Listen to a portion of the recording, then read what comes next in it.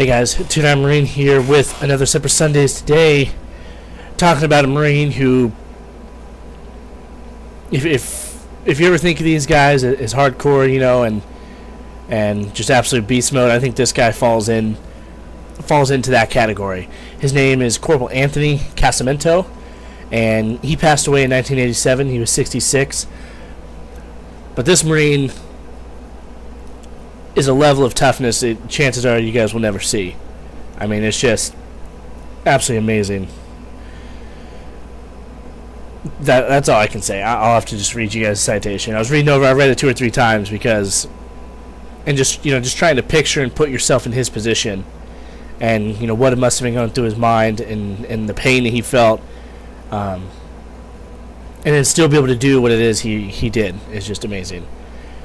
For conspicuous gallantry, at the risk of his life, above and beyond the call of duty while serving with Company D, 1st Battalion, 5th Marines, 1st Marine Division on Guadalcanal, on the British Solomon Islands, in action against the enemy, Japanese forces on November 1st, 1942. Serving as a leader of a machine gun section, Corporal Casamento directed his unit to advance along a ridge near the Matanacao River where they engaged the enemy. He positioned his section to provide covering fire for 2 flanking units and to provide direct support for the main force of his company, which was behind him. During the course of this engagement, all members of his section were either killed or severely wounded, and he himself suffered multiple grievous wounds. Nonetheless, Corporal Casamento continued to provide critical supporting fire for the attack and in defense of his position. Following the loss of all effective personnel, he set up, loaded, and manned his unit's machine gun, tenaciously holding the enemy forces at bay. Corporal Casamento single-handedly engaged and destroyed one machine gun emplacement to his front and took under fire the other emplacement on the flank. Despite the heat and ferocity of the engagement, he continued to man his own weapon and repeatedly repulsed multiple assaults by the enemy forces, thereby protecting the flanks of the adjoining companies and holding his position until the arrival of his main attacking force. Corporal Casamento's courageous fighting spirit, heroic conduct, and unwavering dedication to duty reflected great credit upon himself and were in keeping with the highest traditions of the Marine Corps and the United States Naval Service. Can you imagine that? I mean, try and put yourself in that position. You're wounded very badly.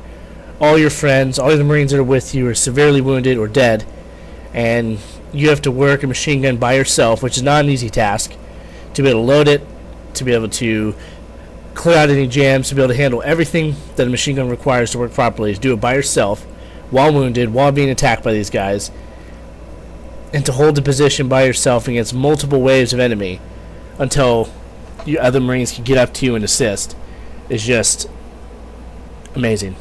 There's no other way to say it. Absolutely amazing. And I'm happy that he was able to live for another 24 years after this happened. To me, is absolutely amazing. And he, let me see here. He actually didn't receive his Medal of Honor until 1980, and he received it from President Jimmy Carter. And I'm not sure why it took so long for him to receive it. It doesn't say. Let's see.